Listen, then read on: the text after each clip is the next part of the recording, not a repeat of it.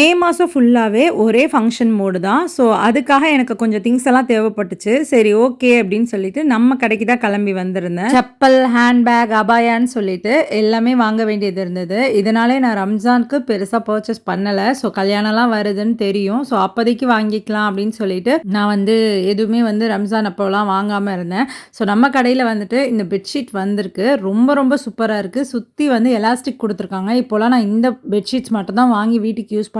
பசங்க என்ன குதிச்சாலும் நகரவே மாட்டேங்குது. அப்புறம் நம்ம கடையோட famous items abayas, imported abayas full and full வந்துட்டு செம்ம குவாலிட்டியோட இப்போ வந்து வந்திருக்குது. ஏன்னா இப்போ வந்து கல்யாண சீசன் இல்லையா? ஸோ நிறைய நியூ கலெக்ஷன்ஸ்லாம் வந்திருக்கு.